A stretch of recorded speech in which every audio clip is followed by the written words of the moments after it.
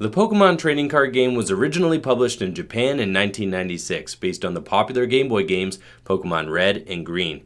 3 years later, in January of 1999, the Pokemon trading card game would land its first international release in the United States with Base Set, published by Wizards of the Coast.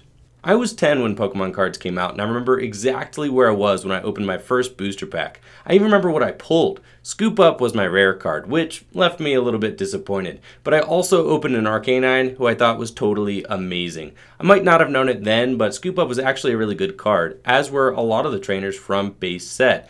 Even though I loved my cards, my competitive experience in 1999 was basically limited to my friends and I spreading all our holos out on the carpet and arguing about which ones beat which. As an adult, looking back and rebuilding retro formats has been one of my favorite ways to enjoy the Pokemon trading card game. Revisiting past formats gives us a richer understanding of the game we love, while also preserving the strategies that each format had to offer. Base Set only consisted of 102 cards, and some Pokemon didn't even have complete evolution lines yet. Despite its limitations, the strategies born out of Base Set inspired a game that is still growing and prospering over 20 years later. Everything that the Pokemon trading card game has become, it all started right here. By today's standards, Base Set has a lot of Pokemon that are very weak and a lot of trainers that are insanely broken. Supporter cards did not exist yet, so trainer cards could be played as often as a player wanted during their turn. Even though some trainers are very powerful, like Professor Oak, they were balanced in the context of Base Set. Pokemon were less powerful, knockouts were harder to come by, and resource management was the name of the game. It's easy for a Base Set match to end in deck out if a player doesn't know how to manage the resources properly. In order to better understand Base Set format, it's important to understand the trainer cards that made up the foundation of every Base Set deck. Bill and Professor Oak are the best draw cards available in Base Set and would be seen in competitive decks the entire time they were legal. Professor Oak is basically a Professor Sycamore without the supporter clause. Now, how in the world is that fair? Like I said before, taking prizes was much more difficult in Base Set, so if you played multiple Oak in a turn, you would more than likely deck out and lose before you could take all 6 prize cards. Bill, in contrast, is nice because it grows your hand size without burning resources, but it also competes for that valuable resource space with other cards. Talk about broken. In Base Set format, Computer Search was a card that could be played as a 4 of in any deck. Even though discarding 2 cards from the hand to search your deck for whatever you want is an amazing effect, you'll often find that choosing the 2 cards to discard is a major chore, since every card in your hand is usually a valuable resource. Pokemon Trader is basically an old school Pokemon communication and is a great way to search out Pokemon, especially in evolution-based decks. You would think that with so many broken draw and search cards that the turns would last forever in Base Set format, but it's not the case. Due to the underpowered Pokemon and emphasis on resources, turns are usually short, and cards are often held for turns at a time while players wait for the perfect moment to play them. Short turns means that the volley between players is faster, creating a more interactive game for both players.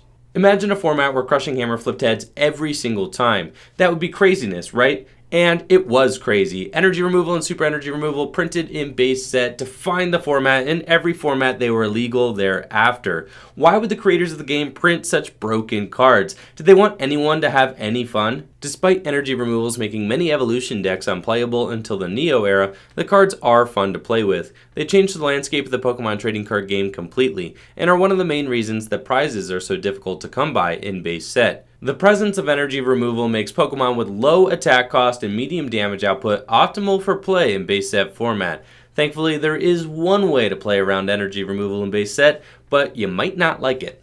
Another disruptive trainer, Last, requires both players to reveal their hand and shuffle all trainer cards found there back into their decks. Now you may be thinking, that sounds way too broken, and it kind of was. You could play it on the first turn going first, meaning that you could deny your opponent trainer cards on their first turn, and you could attack going first back then too, which did result in some quick donks or bench out games, which created some bad beats. But if you built your deck appropriately with lots of high HP basic Pokemon, you could kind of buffer these strategies and make it more difficult for your opponent to win with a quick last play.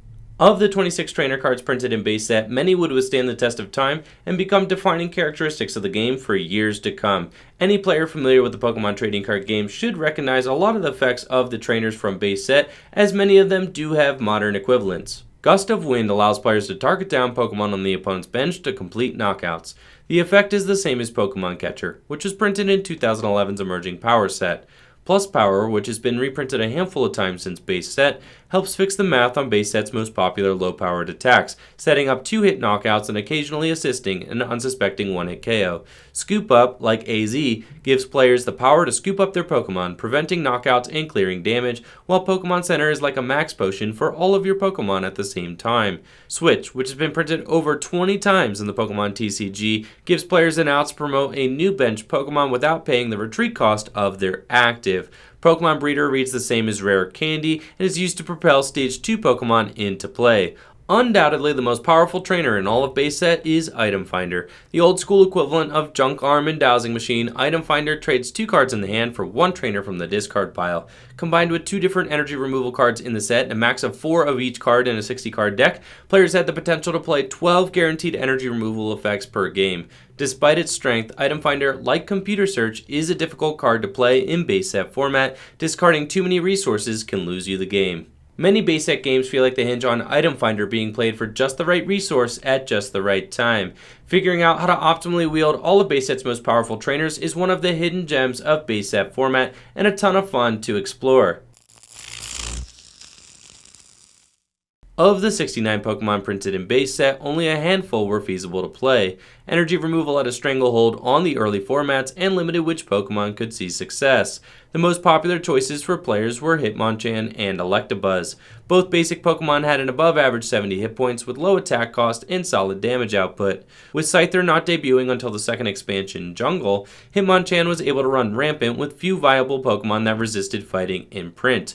Players looked to Farfetch'd or Doduo as potential options to combat Hitmonchan with their minus 30 fighting resistances, but both of those Pokemon were weak to Electabuzz, who was Hitmonchan's most popular partner. Although Electabuzz and Hitmonchan were considered to be some of the biggest basics of base set format, Chansey made them both look tiny and would hold on to its record as the largest HP basic Pokemon for years to come. There were also some really cool Pokemon powers printed in base set, though few of them could withstand the speed and aggression of big basic decks. Alakazam's Damage Swap Pokemon power allows players to manipulate the placement of damage counters on their side of the field. This pairs really well with Chansey's high HP and creates a formidable wall strategy. Blastoise's infamous Rain Dance Pokemon power also debuted in base set, allowing players to break the single energy per turn rule for water-type Pokemon. Venusaur's Energy Trance power moves energy around the board and pairs well with Pokemon Center to heal off damage without sacrificing energy. Electro's Buzz Zap Pokemon power detonates itself, as Electrode are known to do, in exchange for a double energy effect. Although many cool Pokemon powers were printed in base set, they all struggled with energy removal and last. With such a disruptive format, the low maintenance Hitmonchan and Electabuzz easily arose as the kings of base set, formulating together what would become the game's first best deck in format, Haymaker. Named after the punch attacks printed on both Hitmonchan and Electabuzz, a base set Haymaker deck consists of Hitmonchan, Electabuzz, and as many powerful trainers as you can fit into the list. This deck aims to get out of the gates quick and apply continuous pressure until all 6 prizes are taken or the opponent decks out. Since Hitmonchan and Electabuzz both sport single energy attacks, it's easy to withstand opposing energy removals while dishing out powerful removals yourself.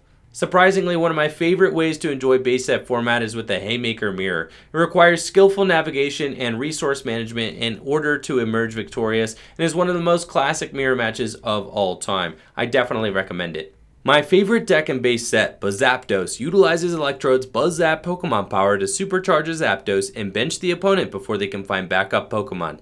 With plentiful last and an explosive draw engine, a Zapdos deck looks to strip the opponent of trainer cards on the first or second turn of the game and deal tons of damage quickly.